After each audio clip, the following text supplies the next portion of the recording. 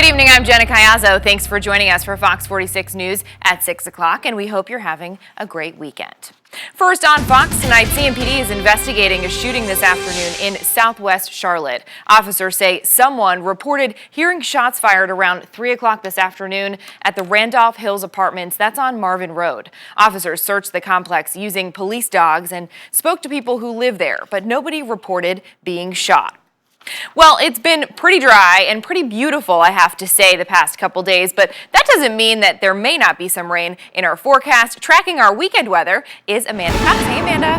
Hey, Jenna. All right, we have seen some shower and thunderstorm activity across parts of the area, but once again, very typical of this summer fashion, not everybody has seen something. There's still parts of our area that are very dry, but notice our northwestern sections do have quite a bit of precipitation throughout the course of the day. Over the last 12 hours, there have been places just east of Boone that actually got up to 3 inches. You can see just south of Boone, 2 inches, and then as you get closer to Morganton, maybe more of an inch and a half. So it really has been a good amount of precipitation for parts of the area. With that being said, most of the activity has been over the higher elevations. A little bit has started to sneak to the south. You can see a little bit's got close to Lincolnton. It's going to get maybe a little bit closer. We have a cell in the northeastern section of the metro, and we definitely need to continue to keep an eye on things, but it does look like some of this activity is on the heavier side, and we do expect to keep that around for a little bit longer as we make our way through the evening hours. Overall, there is some very heavy rain. That's going to be the biggest threat. We don't really see a whole lot of gusty winds or hail, but there is some lightning mixed in as well. And so we are going to continue to keep an eye on this. It does look like the chance of rain over the next 7 days is actually going to be pretty good for the most part. At least a 30 or 40% chance each and every day. A little bit less for tomorrow, but however, we do expect to see a little bit of shower thunderstorm activity from time to time. There's a couple frontal boundaries that are going to come through. They're very weak, so we're not expecting a lot. But at this point, any little bit of precipitation does help our area. Jenna? Amanda, thanks. Well, rainbow flags are flying in the Queen City this weekend as tens of thousands attend the annual Charlotte Pride Festival. The festival kicking off this afternoon. It will continue through the night with a street fair, lots of live music and performances. Then tomorrow afternoon, the Charlotte Pride Parade will take place from 1 o'clock to 3 on Tryon Street. This event celebrates the area's lesbian, gay, bisexual, and transgender communities. We as a society have to recognize that the LGBT community are your parents, your brothers, your sisters, your co-workers, your neighbors. I think it's so important because so many people feel alone, and it's some people who live in towns that don't really accept it very much. This is the one place where they can be themselves. The Charlotte Pride Festival is the largest celebration of its kind in North Carolina. So with more than 100,000 people expected in Uptown for this weekend's Pride Festival, the Queen City is expected to see an economic boost. Ashley McGeehan is live from the Pride Festival with more on how this money could help bring money in to the Queen City. Hey, Ashley.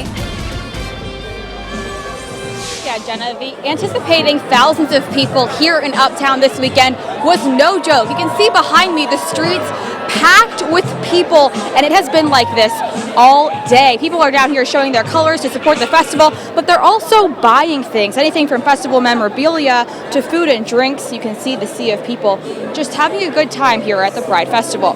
With local vendors, live music, and plenty of entertainment, there is something to do all day and night at this year's event. And with a jam-packed weekend, officials say millions of dollars will be brought into the Queen City. Vendors we talked to say this event is a good way to bring in new customers. Those in attendance who have driven from far and wide are staying overnight here in Charlotte and say they wanted to come in for this year's event because it's different than any other Pride Festival. 2014, thanks to a study done by the CRVA, we know that there was a $7.5 million impact for the city of Charlotte just on a 2-day weekend. Officials say they're expecting this year's festival to be just as successful, if not more successful than last year. The activities going on down here are going on throughout the evening. Of course, with tonight's headliner expected to bring in even more people, Estelle will be performing this evening in Uptown. Ashley McGeehan, Fox 46 News. You're right, Ashley. It does look packed out there. Thanks so much. So the death toll in China's port explosion has escalated to at least 85. That's including firefighters. Fox's Brian Yanas has the update. 3 days after the massive explosions in the Chinese port city of Tianjin, 75 miles from Beijing, there are still small explosions going off in the disaster zone and new worries about toxic chemicals in the air. At least 5 explosions were reported Saturday, burning flames and fire engulfing several cars as the death toll continues to rise. At least 104 are dead, 720 injured after Wednesday's explosions at a warehouse storing hazardous chemicals. Local media reports authorities have ordered evacuations of residents within 2 miles of the blast site after the highly toxic chemical sodium cyanide, deadly if inhaled or ingested, has been found near the site. Officials are reportedly concerned with a wind change that threatens to spread toxic chemicals inland. Authorities in quarantine suits were seen near the blast. The government, though, on Saturday denied these so-called hyped-up reports, insisting the water and air are so far safe. This information is not accurate. There are no plans to evacuate people. At present, there are no plans to evacuate people. There are questions, though, about the government's response and mistrust over their silence. Angry relatives of missing firefighters are demanding answers. At least 21 firefighters died in the explosions, but there are an unknown number of firefighters still missing. The explosions reportedly happening 40 minutes after firefighters arrived, causing concern that firefighters may have triggered the blast themselves by spraying water on a fire, unaware that many of the chemicals stored in the warehouse were combustible with water. There is also concern as to why this chemical warehouse was not 1,000 yards away from homes and public structures as required by law. A bit of good news, though. A 50-year-old man was miraculously rescued today about 50 yards away from the blast site. He survived 3 days in a shipping container and is in stable condition. In New York, Brian Yennis, Fox News. So, testimony continues Monday in the high-profile murder case involving suspended CMPD officer Randall Carrick. Carrick is accused of shooting an unarmed man back in 2013. That man you see right there in that video, Jonathan Farrell, died after being shot. Thursday, Carrick testified that he never knew whether or not Farrell had a weapon that night, but he fired his gun after Farrell didn't respond to his directions and continued to charge toward him. Friday, Officer Randall Carrick faced prosecutors who tried to poke his testimony. Man, this was taken just a little bit after I was in a fight for my life. I'm sorry if there's a few inconsistencies. The state's attorney says Carrick told investigators in an interview almost immediately after the shooting that he didn't give Farrell a command to stop until after another officer fired his taser. But on the stand, Carrick couldn't remember exactly when he gave that command. The state also pushed Carrick on what happened when he and Farrell were on the ground after he fired the initial shots. He was still advancing towards me. I did not know that he was dying. You did know that you had discharged your firearm 12 times at him, right? At the time, ma'am, I did not know it was 12 rounds fired. Carrick was the only officer who fired his gun that night. Jonathan Farrell was hit with 10 bullets. Carrick said he stopped firing when the, quote, threat stopped.